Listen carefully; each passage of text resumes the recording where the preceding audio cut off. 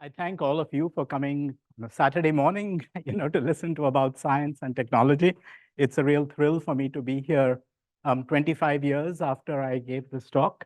Okay, perfect. So I'm Nitin Samarth. I'm from the physics department, and I'm an experimentalist. I work in an area called condensed matter physics. I do not build computers. I'm not an engineer. But 25 years ago, Barbara Kennedy, as part of the series called How Things Work in Science and Technology, asked me to give a talk. Let me see, how do I advance the slides on this? Do I go this way? There's something that's not working. Okay, here we go. So she asked me to give a talk about how computer technology was evolving. And, and I think it was either Barbara, who was very good at coming up with catchy titles.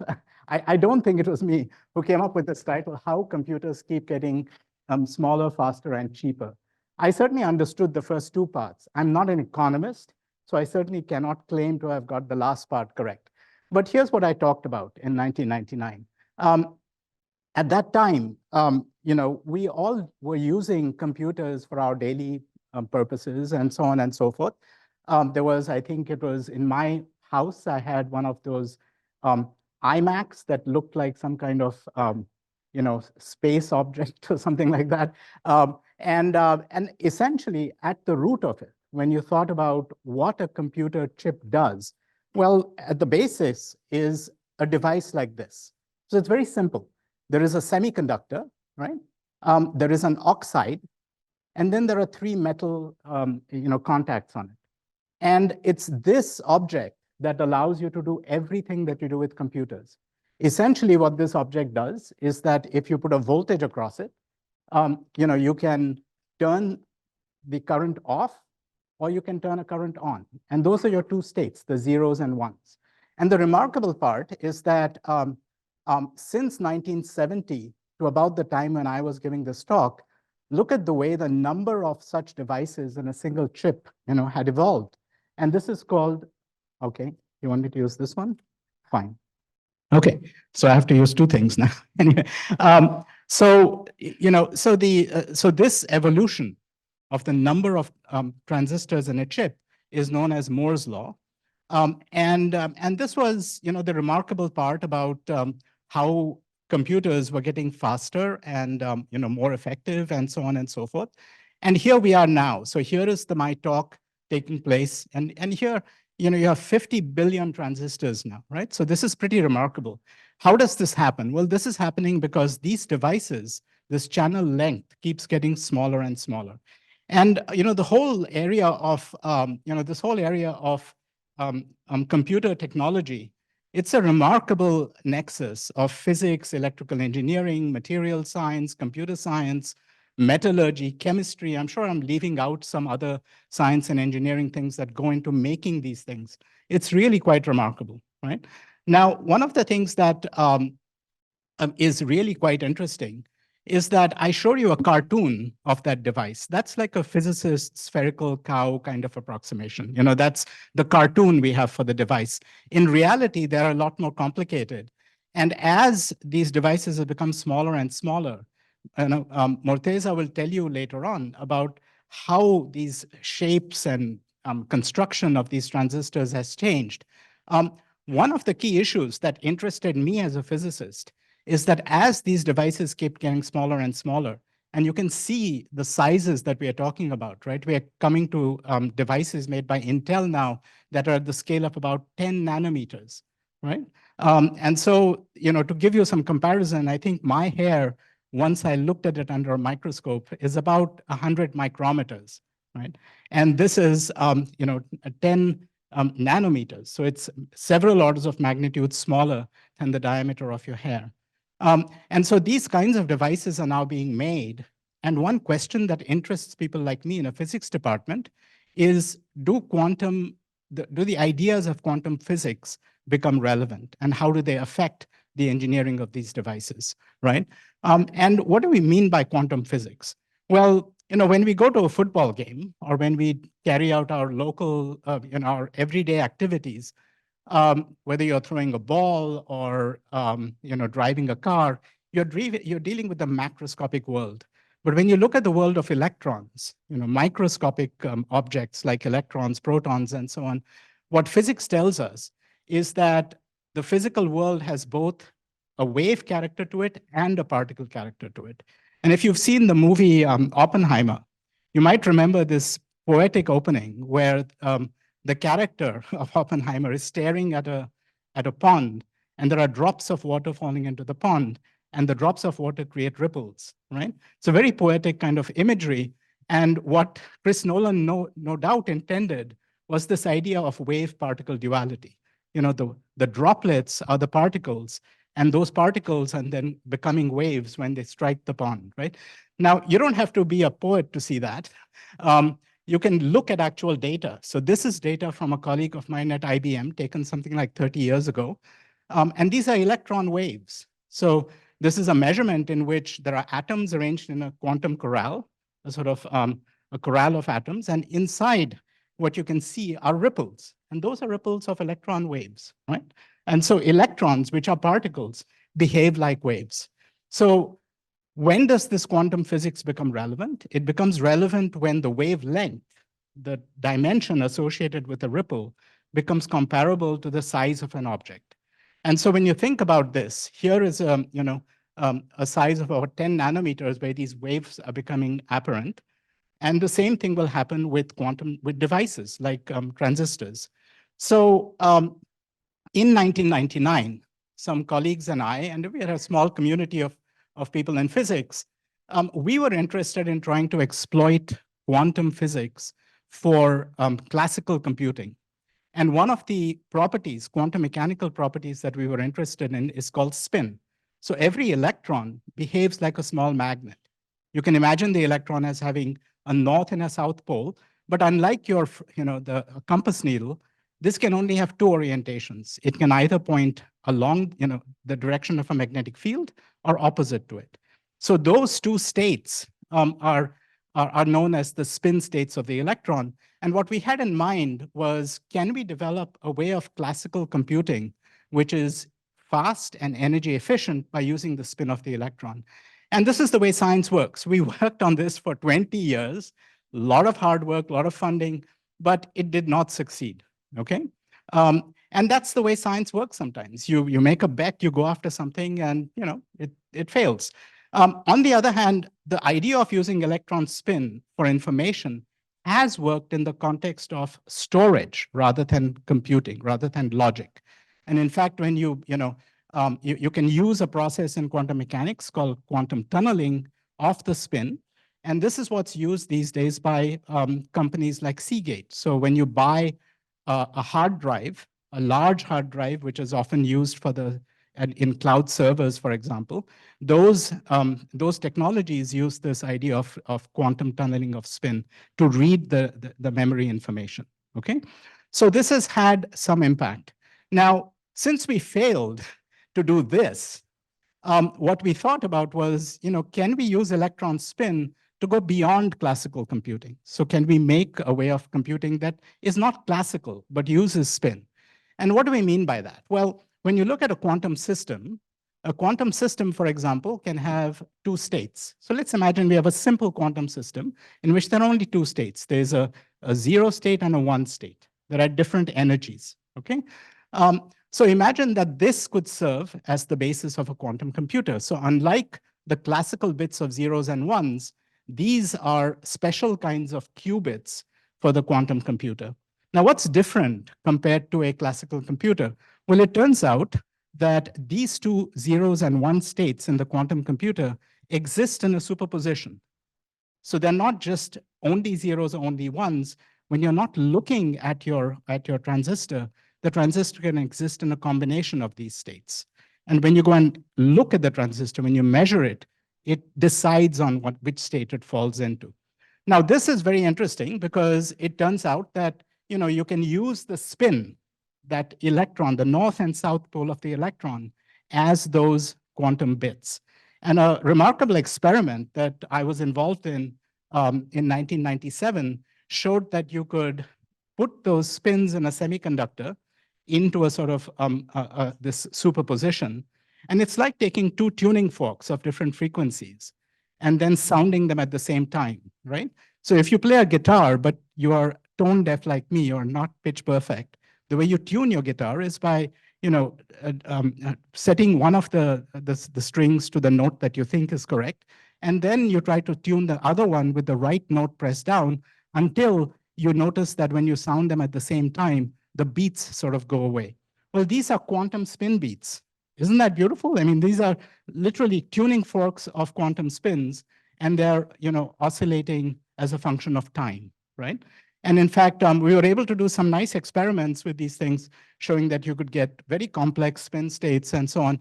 But the key idea was that under ambient conditions, on a desktop, at room temperature, without any special cooling technology and so on, you could make these spins resonate for a long time, long enough to imagine doing something interesting with them. And in fact, these days, there are groups like at Intel that have now gone to the level, they're far cleverer than what we were. We were dealing with 10,000s of electrons. Here, they now make devices where in a transistor, you get a single electron. One at a time, you can put a single electron into that transistor, orient its spin, and use it as a qubit, right? So this is now a technology that's developing with semiconductors, and I'm glad that we played a role in it, many, many years ago. Now, there are other ways of making these qubits, which Morteza will talk about. And these are, for example, using superconductors. And I just want to have some advertisement for Penn State's connection here. This young man, remarkable scientist, was a PhD student in my lab. He's now at IBM, and he's one of the leaders in this area. He's done some of the cutting edge demonstrations of quantum computing using these superconductors. So for example, that team recently demonstrated last year the use of a 127 qubit chip, which is still noisy, but they demonstrated that they could do accurate computation at a scale beyond classical capability. At Penn State, we have one quantum computer, that's all. And this is in the physics building in the basement of Davy Lab. This is run by my colleague, Dave Weiss, who's a distinguished professor of physics. And he takes a very different approach. It's not spins in semiconductors. It's not superconductors. These are atoms that he arranges into a sort of three-dimensional lattice. So imagine, if you will, that you have, if you want a picture in your head, imagine sort of egg cartons, that are stacked. And in each of those places where you put your eggs, he puts atoms. He's able to slow the atoms down enough that they come nearly to a standstill. And then this is his quantum computer. So he already had 128, qubits, something like 10 years ago.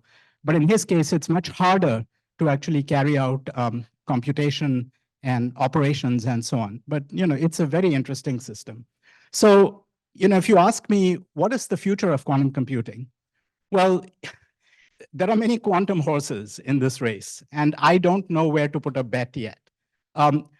If someone approaches you with an idea for an IPO or wants you to be a venture capitalist, I would say, be careful. There are lots of different approaches here. We don't know what's going to win. The other cautionary note is that there's a lot of exciting science going on. We're enormously excited about this area. But I want to make sure that I and all my colleagues are being precise about what, the promises that we make. So it's a very exciting stage of science, but the present stage of quantum computing is still far from any applications. So don't expect it to solve climate change or medical problems or develop new drugs or anything of that kind. It's purely academic at this stage, but it's moving fast. And I don't know how fast it's going to go over the next 10 years. And we're really looking forward to an exciting time, right? As I end, I just want to let you know that next year is going to be the International Year of Quantum Science and Technology. So this is something that the American Physical Society and a lot of other academies around the world have approached UNESCO, and this is getting approved. So there's going to be outreach activities all over the country, all over the world, and certainly at Penn State. So keep an eye out for that. And then finally, here's the future of quantum at Penn State. So this is the Osmond North, an addition to the physics facilities that was just approved by the Board of Trustees last week. It's going to have state-of-the-art underground labs that are underground, so you don't see them in this picture. And if any of you are interested in getting engaged in this process, please feel free to contact our college, the dean of our college, and it's an exciting time. So I'm going to stop here and introduce Morteza. So Morteza Kayyalha is an assistant professor in the electrical engineering department, and he's been working on a variety of approaches to quantum materials that have an impact on quantum science and technology. He got his PhD at Purdue University. We are both Purdue alums, so I'm very proud of that. And after joining here as a postdoc, I was delighted to start a collaboration with him when he was a postdoc in our department with a colleague. And then we were lucky to be able to recruit him to electrical engineering. So Morteza? Thank you, Nitin. I don't know if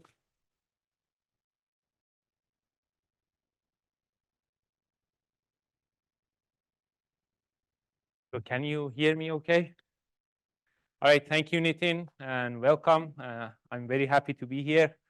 And as Nitin kind of introduced the topic, I'm going to tell you a little bit, take you back in history, tell you a little bit about classical computers, what we have been able to accomplish with them, and then bring you to now, and then tell you about the future, which I think part of it would be quantum.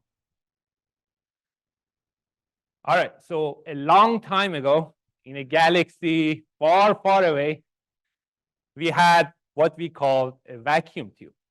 So that's how we were making so-called computers.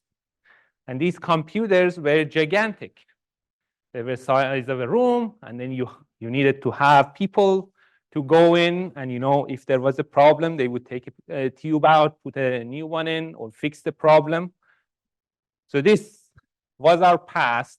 And you can see some numbers here. We had like 5,000. We could do 5,000 addition and subtractions. We could do 400 multiplication. The size of the computer was 1,800 square feet. And then it would consume quite a bit of power, 150 kilowatts. And then it had like 18,000 vacuum tubes. And then came transistors. So these gentlemen here invented transistors. And this is a picture of an early commercial transistor. Nitin showed you a 3D schematic cross-section. So you can look at this as kind of like a water valve that you have in your house. So there is a gate, that's your valve. And there is a source of water, source of electricity. And then there is a drain. So you open the gate, open the valve, water or electricity starts to flow from the source to the drain. So that's how a transistor is made and works. And the other point I want to make before I move on is that this device is completely a two-dimensional lateral device. Everything sits in a plane. That's how we used to make transistors back in the 60s. Early transistors were made in plane.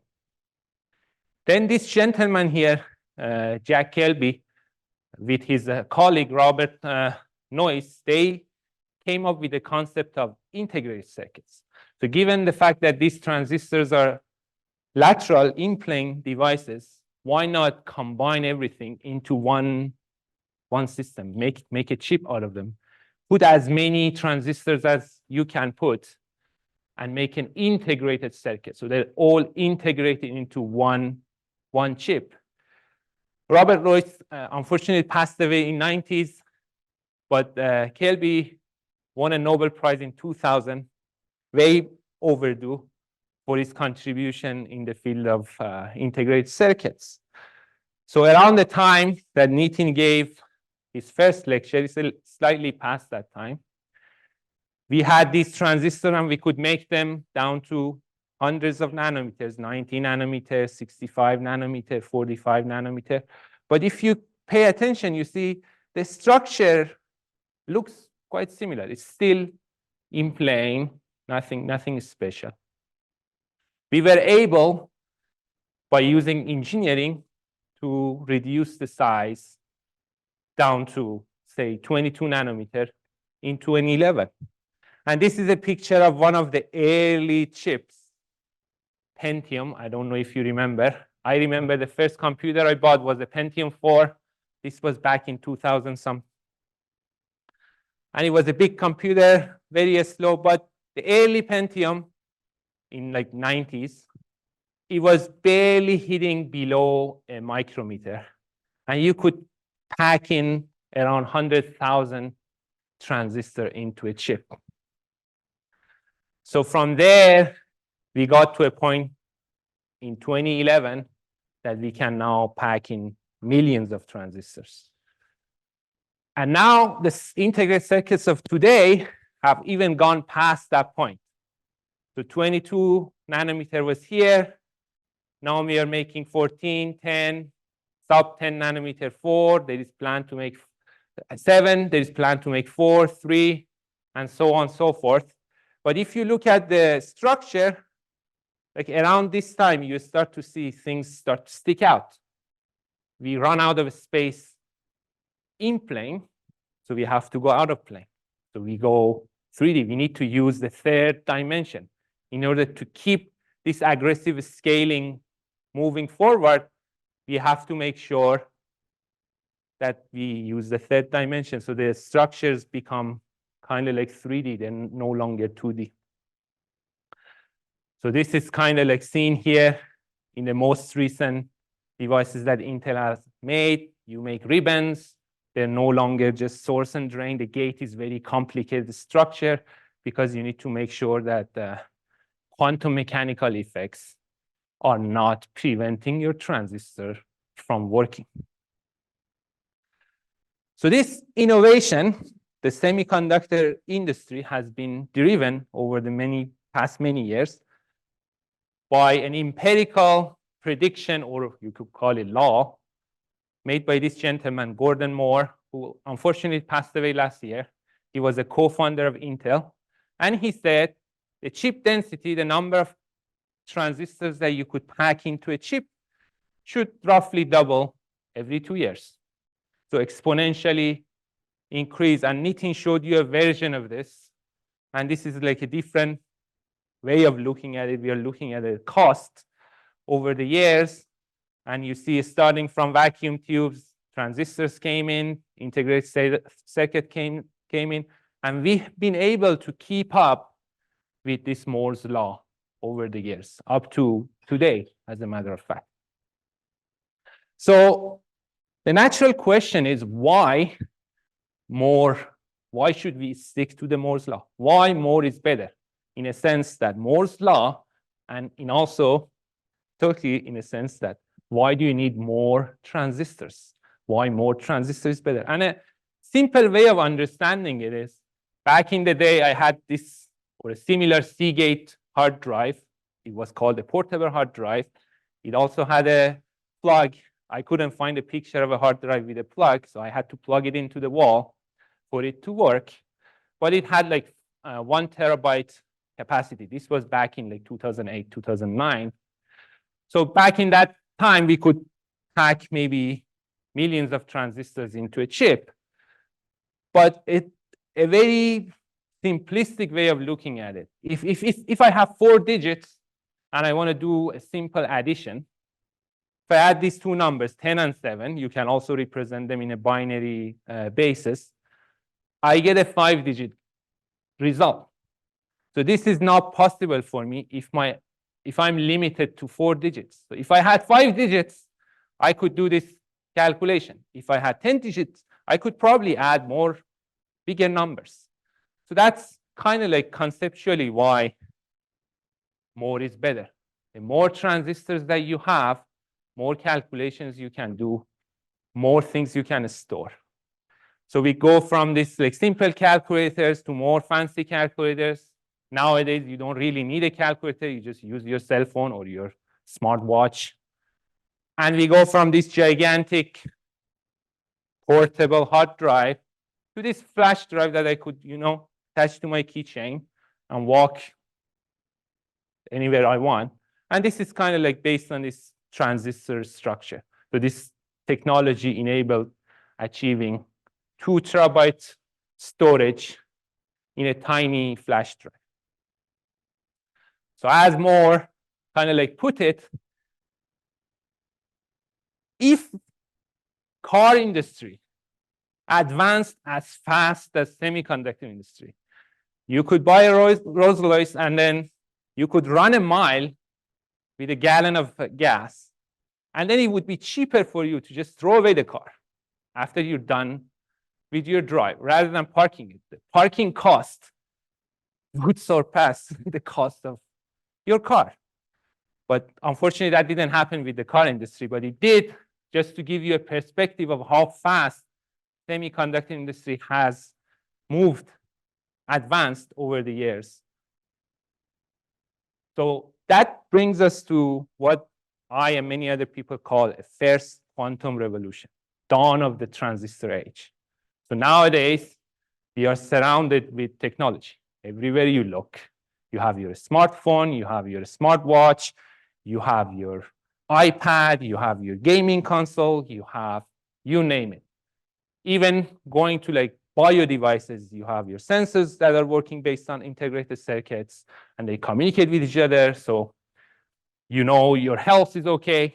So everything we use somewhat is using this semiconductor technology. And the point that I want to make, the reason we call it a first quantum revolution, is that the devices that we use, these transistors, their basic operation is based on laws of quantum mechanics. So that gate that I was telling you that I open and then the current flows, the way that opening happens, the way that the current flows is based on quantum mechanics. But when I bring those transistors together and make an integrated circuit, the operation of that integrated circuit is classical. It just uses bits, 0, 1. There is no quantum mechanics involved.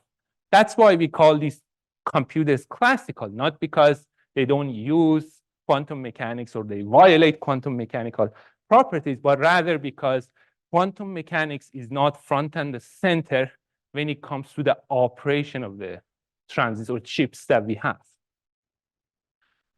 So what's more? There is more. So this lecture, going beyond classical computer, by no means I intend to imply that semiconductor industry is dead. It's actually to the opposite. There is a lot more to be done. As a matter of fact, a couple of years ago, this Chips and Science Act was passed to law. And the reason for that was to give incentive to industry and university alike to advance microelectronics. And this is like comes in billions of dollars. You see the number here.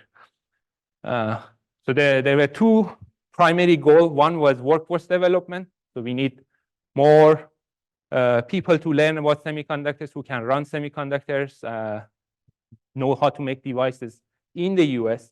And then the other aspect was we want to have fabs or keep US as a leader when it comes to fab. And the concern there was because of China, of course, and taking over Taiwan, who has one of the biggest fab that we are currently using.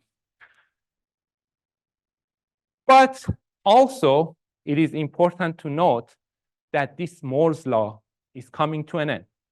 And the reason is kind of like embedded into what I have already discussed.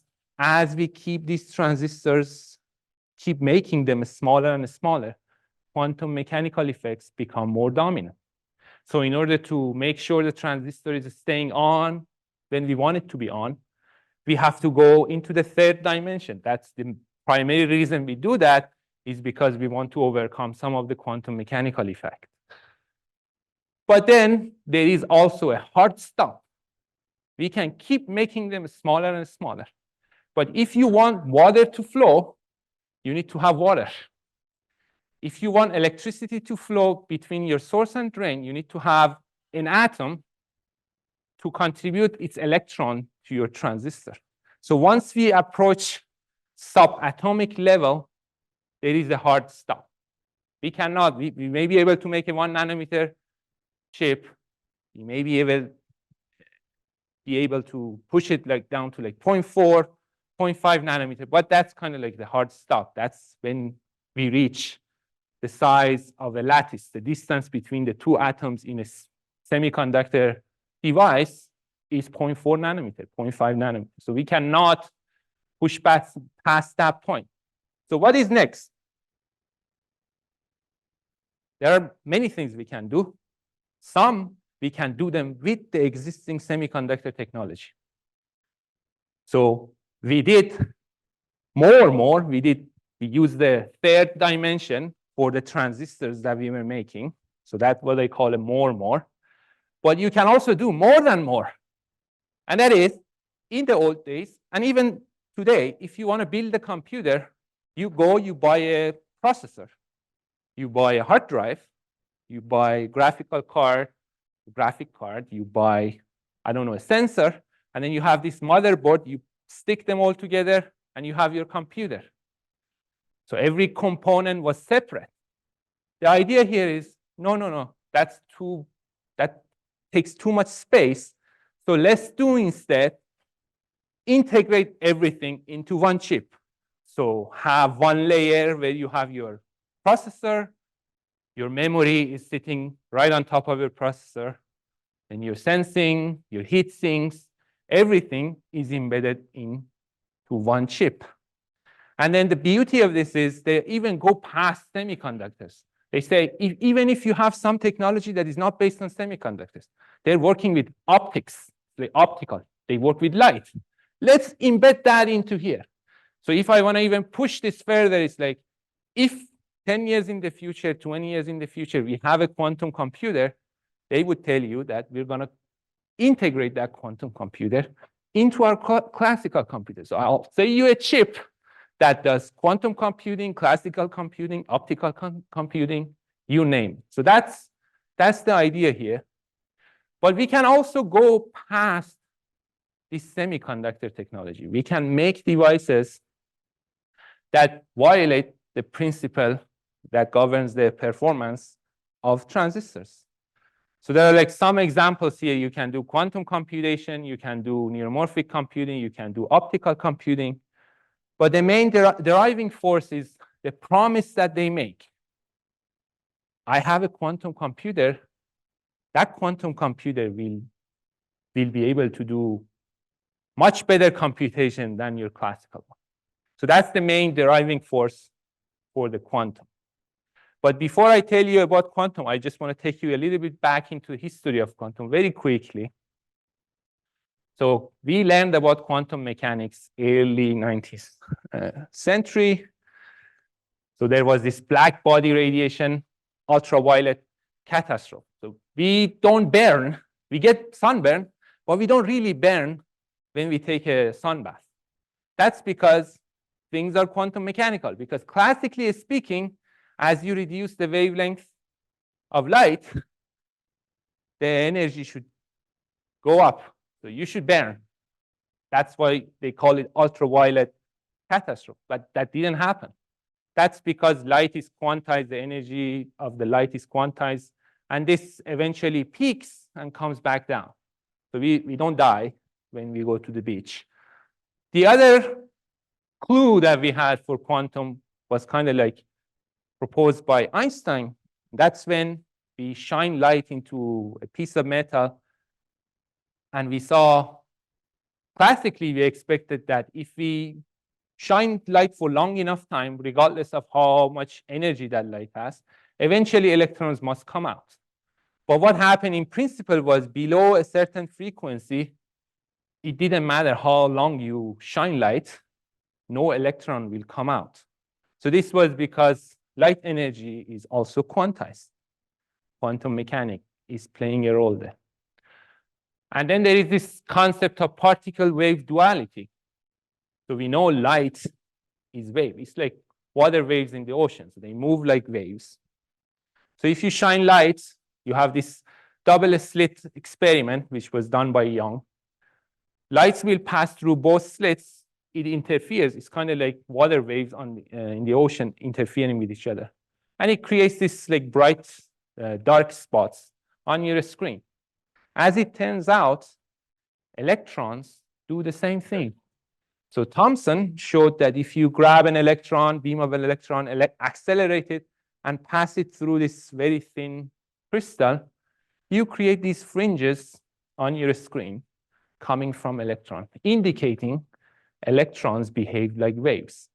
And that's what we call a particle wave duality. Sometimes photons behave like electrons. Sometimes electrons behave like photons.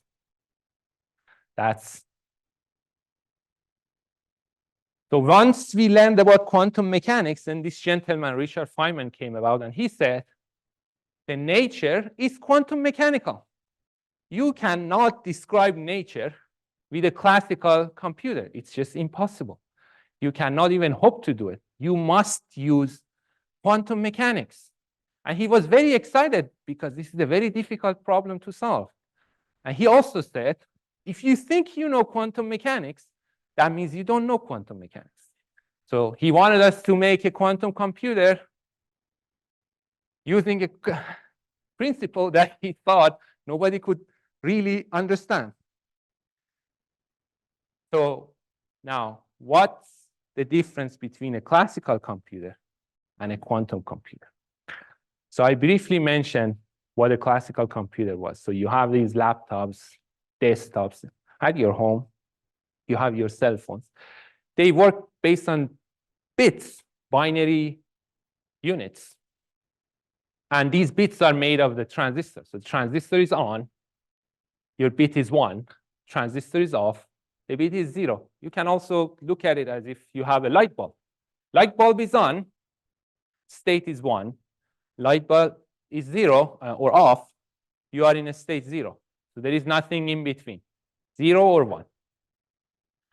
So this concept kind of implies that if you have many transistors, billions of transistors, billions of bits, in order to know the state of each one, let's assume you have billions of light bulbs.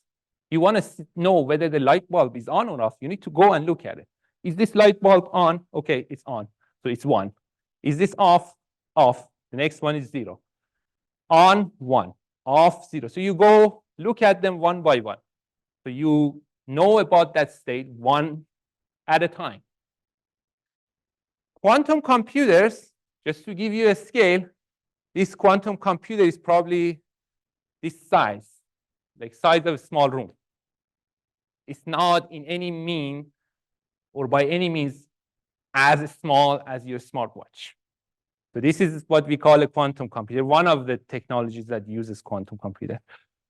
But the bits that we use, we call quantum bits. They're also different. So they can be 1, they can also be 0, but they can be anything in between. That's the magic of quantum, and I will talk about what I mean by anything in between. So they have these two properties, superposition and entanglement, that makes them interesting. So I'll try my best to explain what these two properties are, and hopefully we will have a better understanding. But these two properties, what they enable is that I can know about many states simultaneously. I don't need to look at them one by one. I can know about many of them at the same time.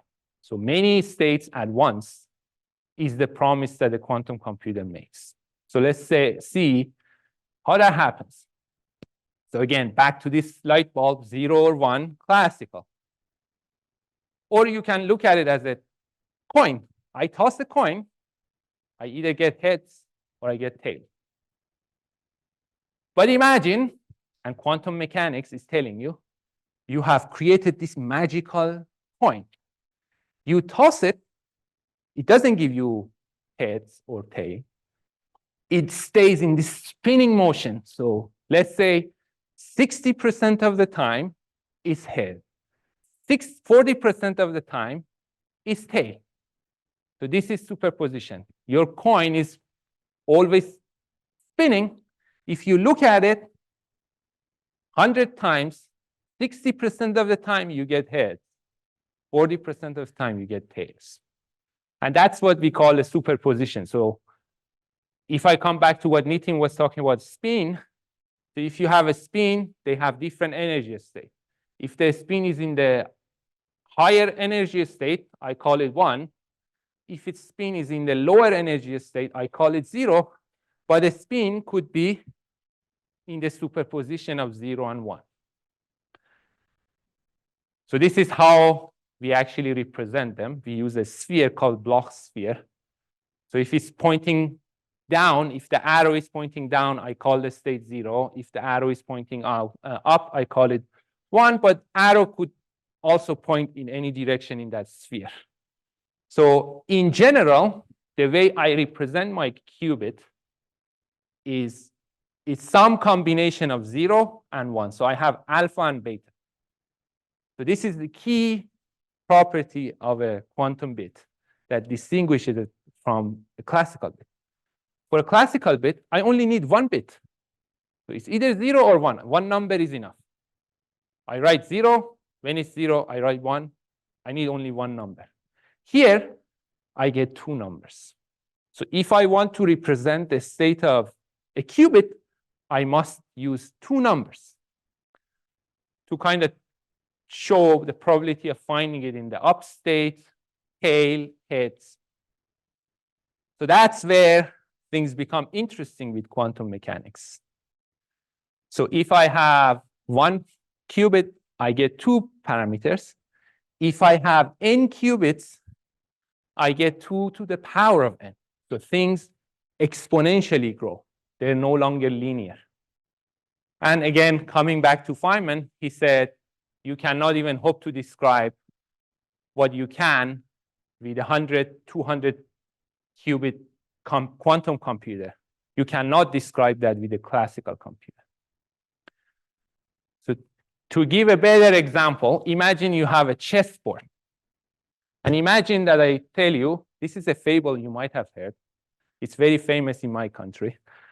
So imagine I give you a grain of rice.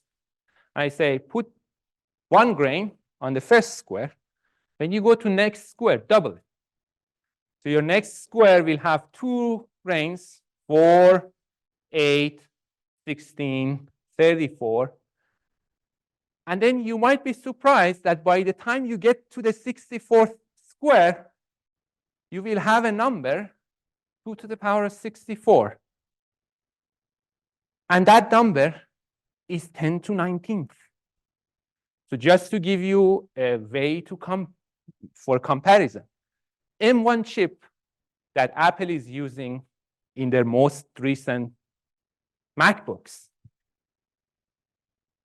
has 10 or 100 billion transistors. So that's 10 to 11, 10 to 19. So if I have 64 qubits, I have 10 to 19 parameters to work with. M1 chip from Apple has 10 to 11. So this is 8 orders of magnitude larger. That's why quantum is promising. That's one reason. The second reason is entanglement. And don't worry if you don't get it. I'll tell a story that makes everyone feel better about quantum. So imagine, here I use an example of helium atom. So in helium atom, the spins are in the states that we call singlet. So one spin is pointing up, the other spin is pointing down. So this we call as entangled state. But let me give you an easier example to digest. Imagine I have two classical coins. I toss one coin and I toss the other coin. We just discussed, if I want to know whether the coin is head or tail, I'll go and look at it. If I want to know whether the second coin came head or tail, I go and look at it, right? Now, let's say I have 2 quantum mechanical coins, 2 magical coins. So I toss these coins. I don't look at them. I give one to Alice. I give the other one to Bob. Then I ask Bob to disappear, go away. So Bob takes it seriously and he goes to moon. Like, that's the best place I need to be if I don't want to see Morteza anymore. So he vanishes with that coin. Then I ask Alice, hey, Alice, look at your coin. And she looks at it and she says, my coin is head. And then she immediately says, that means Bob's coin is tail. This happens without Bob even looking at his coin. And Bob is in moon. Alice didn't call Bob. Alice did not ask Bob what the state of his coin was. But because these two coins are quantum mechanically prepared in this entanglement state, as soon as instantaneously, when I look at the first one, I know the state of the second one. So this is the other promise. I can do many things at once. And more importantly, those things don't need to be local. Bob doesn't have to be next to me. Bob can be in another continent, can be in another universe. As long as these two coins, these two spins, remain entangled, if I know the state of one, I instantaneously know the state of the other. So that brings me to the story. So if this is too hard for you to understand or accept, don't worry about it. It was also hard for Einstein. He called it spooky action at a distance. He was like, this is crazy. And you may not believe me, but you should. His most cited paper, Einstein's most cited paper, if you go to Google Scholar, the paper that has been referred by other papers most, is a paper where he kind of like raises question about this entanglement. He says, this may not be a complete way of describing, or quantum mechanics may not be the complete way of describing the nature, because he couldn't accept entanglement. But unfortunately for Einstein, quantum mechanics is real. Spooky action at a distance is also real. So scientists showed that they prepared two magical coins, two magical quantum mechanical spin. Then they separated them. This is by around like a mile. And then they showed that, yeah, if you separate these two things by a mile, as long as they remain entangled, I look at one, I know the state of the other one. I don't need to look at the other. Knowing one is enough. So imagine what this can do for you. Imagine you had billions of qubits that were entangled. I don't need to go look at each one of them. I just look at one. I know the rest of the billion or minus one qubits. I know what they are. I know what they're doing. So this is what entanglement is giving us. So then, right, what can we do with it? What can we do with quantum? And maybe the better question is, what can we not do with quantum? Or what we shouldn't do with quantum? So let me tell you what you shouldn't do with quantum computers. Imagine I have two prime numbers, and I want to multiply them. Like I said, this is a very easy process to do. All your computers, you don't even need a computer to do it. Very old calculator, if you find, can do this multiplication, and it gives you a result instantaneously. You don't need to wait for it. So it's very easy to do. There are many efficient classical algorithms to solve the problem. So for this problem, my simple calculator is good enough. I don't need a quantum computer to. I should not use a quantum computer for doing this calculation. It's actually not going to give me the result that I want. So there are problems that we shouldn't or we cannot solve with quantum computers. But then there are problems that we cannot solve with classical computers. So let's go in reverse. Let's say I have the result and I ask my classical computer, hey, what 2 prime numbers you need to get this number? You need to multiply to get this number. So that's prime factorization. What 2 numbers do I need? Classically, it's very difficult. We don't have any efficient algorithm to do it. So that's where quantum comes in. So let me scale this up. So I gave you a very simple. So this one probably your supercomputer can do. But try this number in your supercomputer. See whether you get 2 prime numbers out of that. And this is kind of like how we do encryption right now. That's how we keep our information safe. We have this gigantic number. It's encrypted. Classically, you cannot figure out what 2 prime numbers you need to multiply to get this number. So that's like banking works based on this, and other things work based on this. So that's what we are doing right now. So that's why quantum becomes a little bit dangerous. If your adversary has access to quantum computer, they can steal your information. One of the driving forces. The other example, and this would be the last example of why we should use quantum. So let's say you want to do drug discovery the way, and I'm not a biologist by any means, I've never discovered any drug. But the way I understand it, you have these like protein complex or other things that you need to make, and there are some clusters involved in this complex.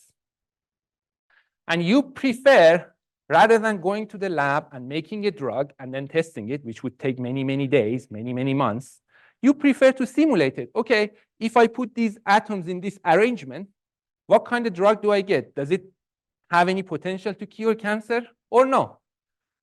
So if you use the simplest cluster, you can do the calculation with your supercomputer. But as you add atoms to your complex, the problems becomes impossible to solve with classical, even with your supercomputers, because the number of different arrangements that different atoms can have, the angle between different configurations, what atoms should you use next to the other atom. So there are so many optimization problems that your classical computer just says, no, I'm good. Find something else. So this is another problem that you cannot solve easily with quantum computers. So we need quantum for this. So I told you why we need quantum, what it was. Now let me tell you some of the criteria that you need to meet. And this was proposed by David DiVincenzo. These are the criteria that you need to satisfy in order to have a quantum computer. So firstly, you need to be able to make a qubit. You need to have a well-behaved quantum system. And then secondly, you need to be able to reset it, initialize it into a known state. Let's say I have a qubit. I want it to go to the ground state. I want it to be 0. This is kind of like your computer is acting up. You press the reset button. You need to be able to reset it. That's what the computer does. You reset it, and everything goes back to the factory setting, for example. Or you force shut down your laptop. Imagine if you force shut down your laptop and you turned it back on. It was still, in the state of confusion. You would throw the laptop away. So that's what we don't want. We want to be able to initiate the quantum state into a known state. So then we can do processing with it. Then we wanted to have long coherence. And I will come back to this in a minute. But just imagine you have a quantum state that it keeps its quantumness for 2 minutes. After 2 minutes, it's no longer quantum. You want to be able to do whatever calculation that you need to do within that 2 minutes. So that's what this statement means. If it takes more than 2 minutes, then it's no good. So the quantumness, the time it takes for the system to lose its quantumness, its decoherence, should be longer than the time it takes for me to do my operation.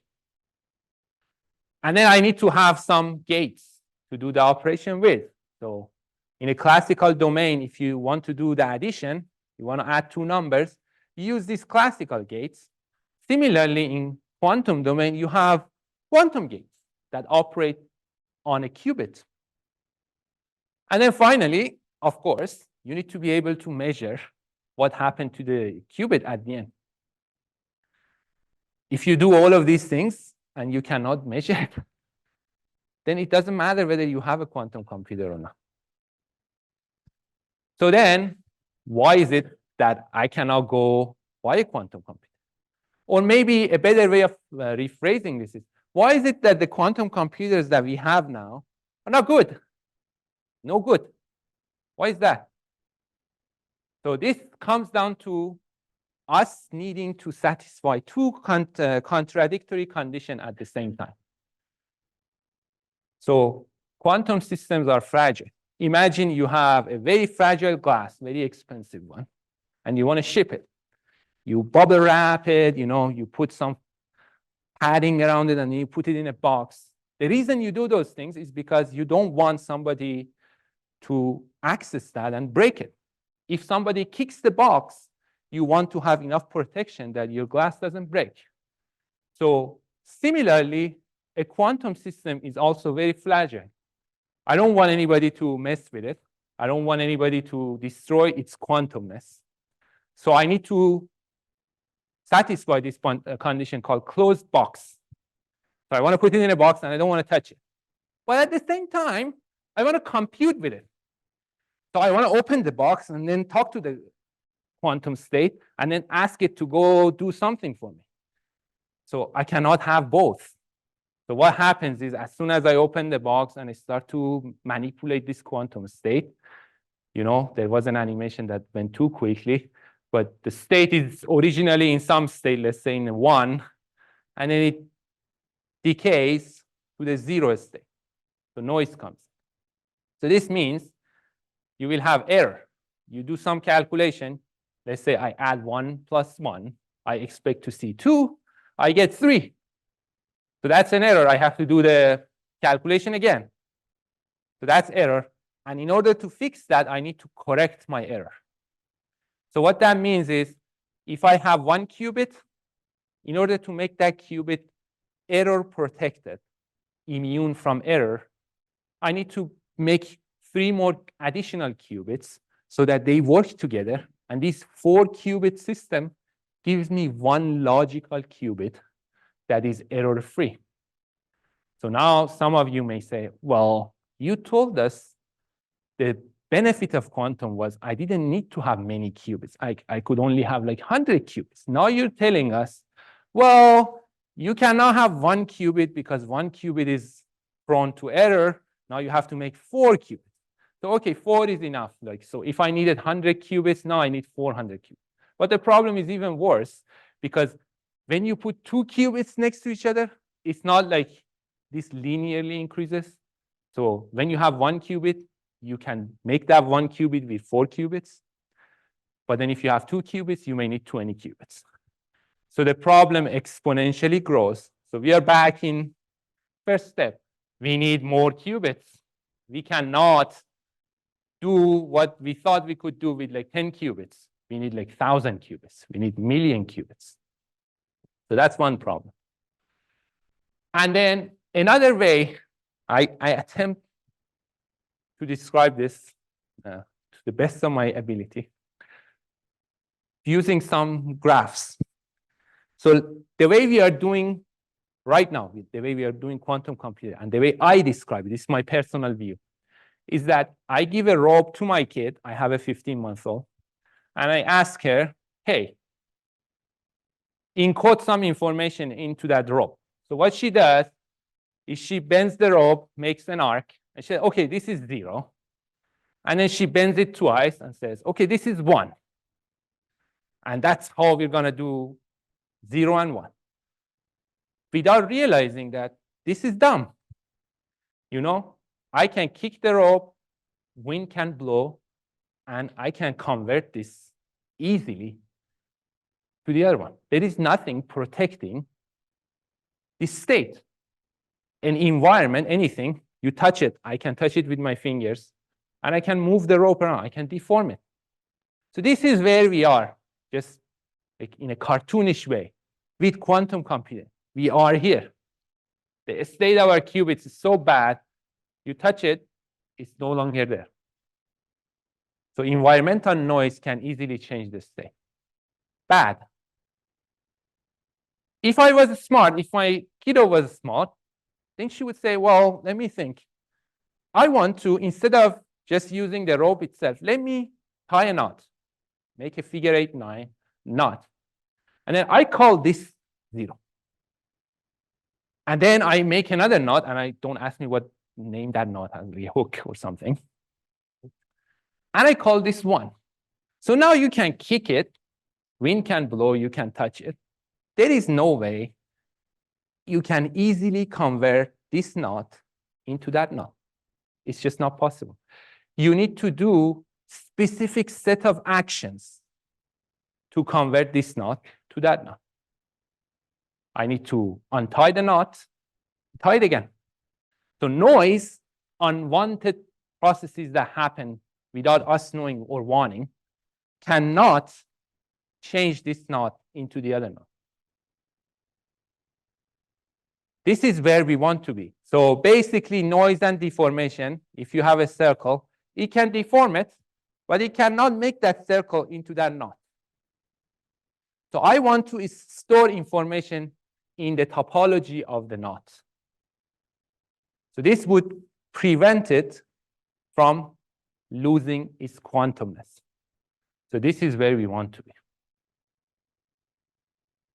So we are right now in an era that we call noisy intermediate scale quantum. Our quantum processors are noisy. They're not large scale, they're actually intermediate scale. So if you believe in evolution, we are monkeys. We are aiming to get to the top of this pyramid. We want to get fault tolerant, and what fault tolerant means, there is no noise. Noise is no longer there. We want to be there while we are here. So how do we get there? And this is something that, again, was recognized by the government. Lots of money was spent. This was 6 years ago now. Quantum Initiative Act was passed to law. And then it recognized that in order to climb that wall and get to where you want to be, there is a lot of materials engineering, physics, device engineering that you need to do. So you need to make better devices. You need to be able to combine these devices together better. So if you make a very good qubit, you need to be able to combine 2 qubits together without causing any problem. Combine 10 qubits together without causing any problem. And you also need to make new algorithms that are better. So sometimes, some things you don't need to do quantum mechanically, you can do classically. So you can develop like hybrid algorithm. Some part that is better for quantum is quantum. Some part that is better for a classical computer is classical. So there has been lots of work here. People studied and showed that niobium is a superconductor. And superconductor, by the way, is a material that becomes like dissipationless. It does not have any resistance when you cool it below a certain temperature.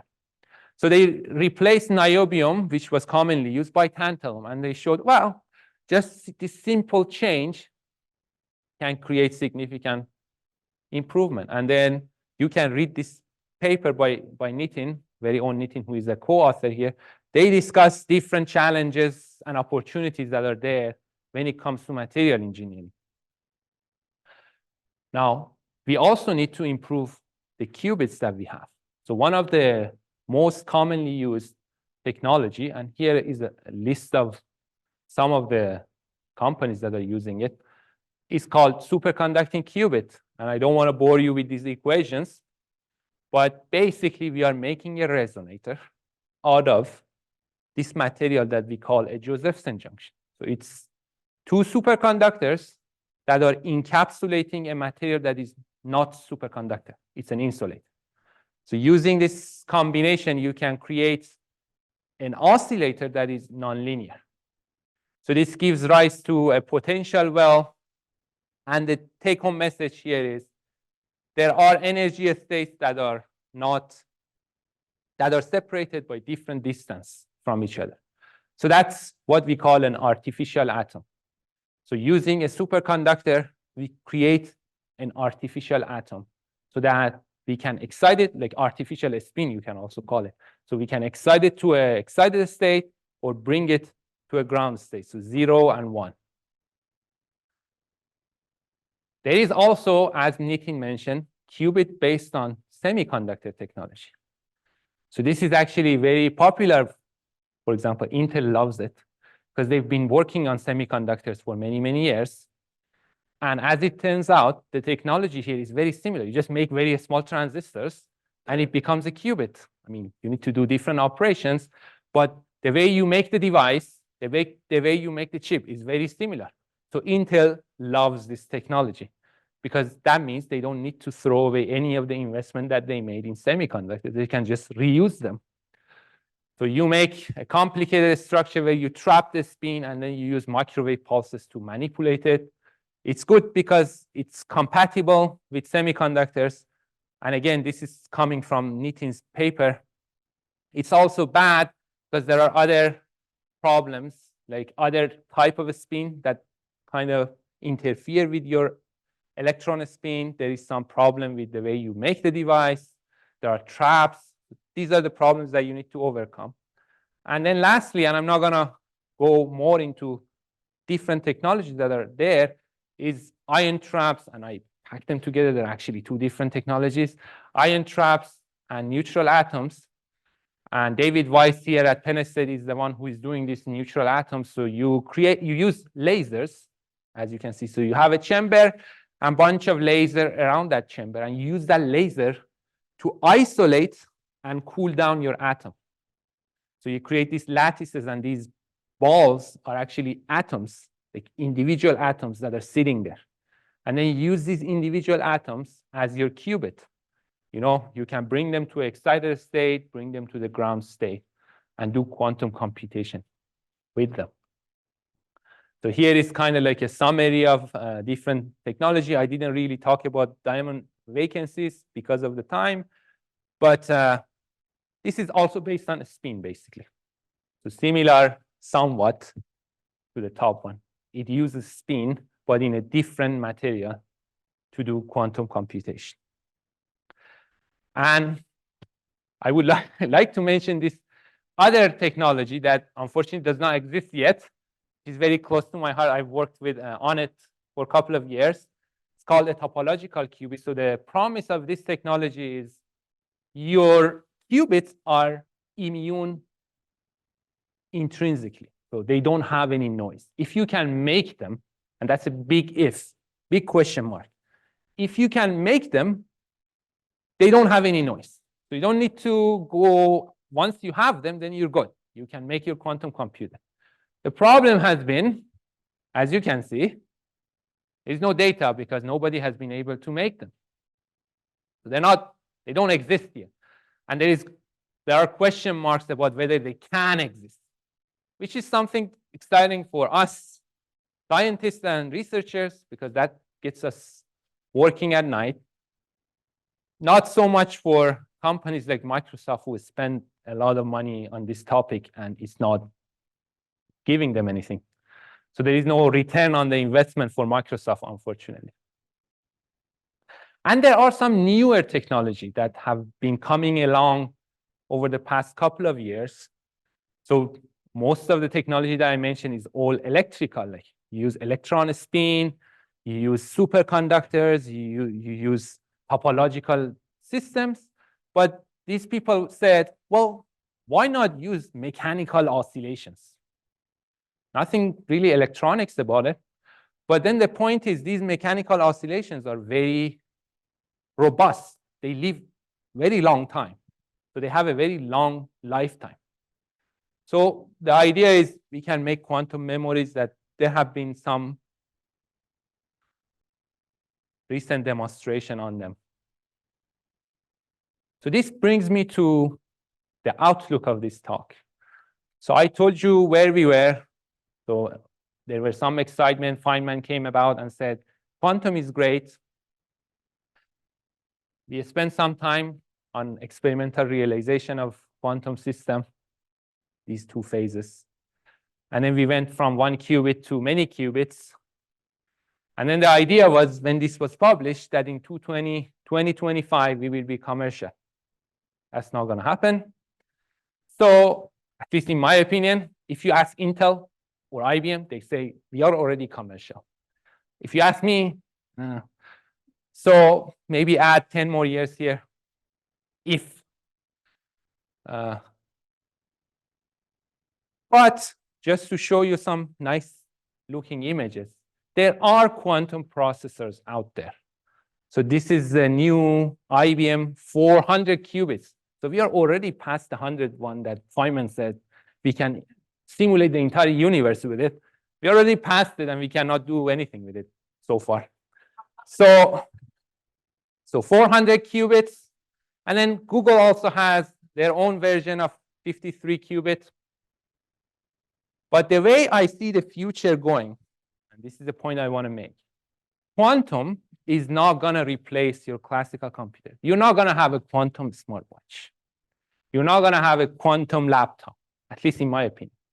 I think you will have some sort of like cloud-based quantum computing, where even if you have a quantum processor, you sit at your home or your office, you make a quantum code and you connect to cloud. There is a system that helps you make the quantum code. And there is a virtual machine that simulates the quantum system. You run your code on that machine first, find the errors, fix your code. And then once you're happy, you pay the price to use the quantum because it's expensive. This part could be cheap. It could even be free. This part won't be cheap.